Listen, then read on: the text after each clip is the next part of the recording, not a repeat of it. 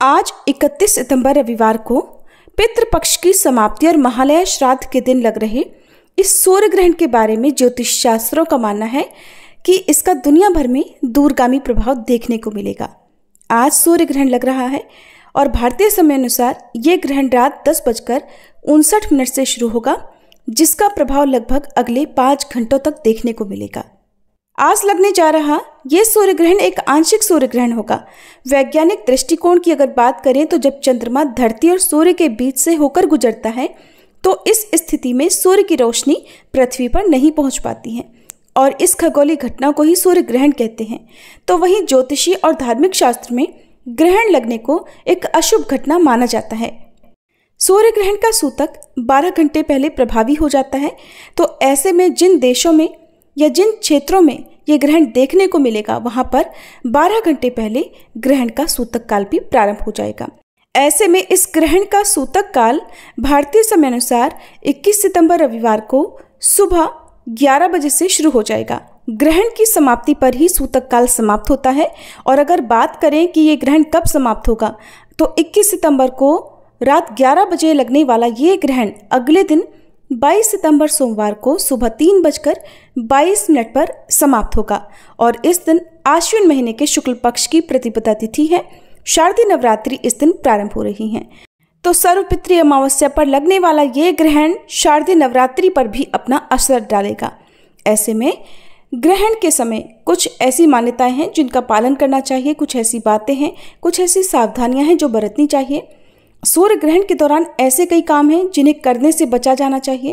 कहते हैं कि इस दौरान पृथ्वी पर नकारात्मक ऊर्जा बहुत ज़्यादा हो जाती है, तो ग्रहण की कुल अवधि में खाने पीने से बचना चाहिए, सोने से बचना चाहिए और ख़ास तौर पर गर्भवती महिलाओं को विशेष सावधानी बरतनी चाहिए।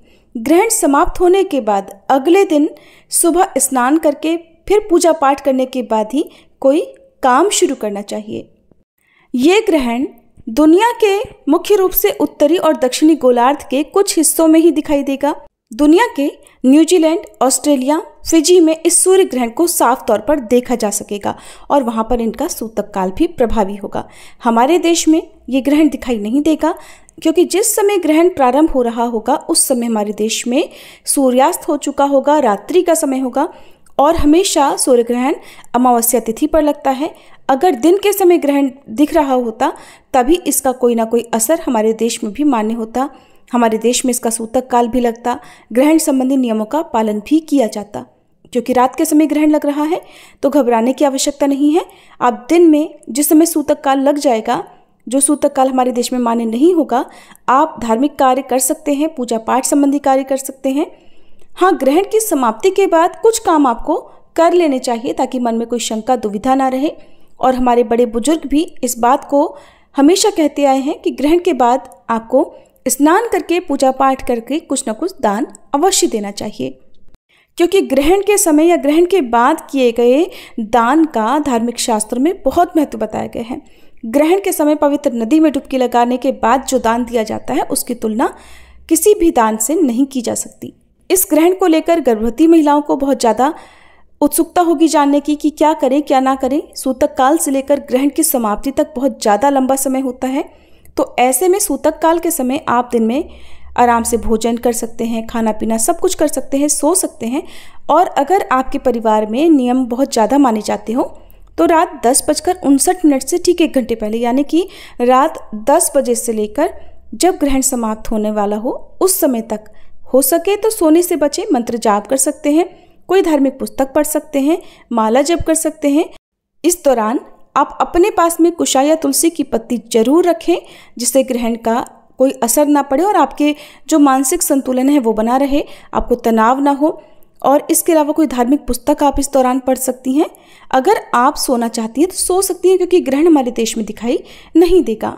ग्रहण के समय क्रोध करने से बिल्कुल बचें, तनाव में आने से बचें और अगले दिन स्नान आदि से शुद्ध होकर आप अपने हाथों से दान करें और सूर्य देवता को जल अर्पण करें। ऐसा करने से आप और आपके होने वाले शिशु दोनों पर ना तो शारीरिक और न ही मानसिक किसी भी प्रकार से इस ग्रहण का दुष्प्रभाव होगा। हमारे देश में रहने वाले बाकी जितने भी लोग हैं उन पर ना तो सूतक काल के नियम प्रभावी होंगे न ही ग्रहण संबंधी। हालांकि ग्रहण के बाद दान कोई भी कर सकता है, चाहे बच्चे, बड़े, बूढ़े या कोई भी साधारण जन ग्रहण के बाद स्नान करके सूर्य देवता को जल अर्पण करे और वस्त्र, फल, दक्षिणा आदि का दान दे। ये थी आज की वीडियो। जानकारी कैसी लगी कमेंट बॉक्स में जरूर बताइएगा।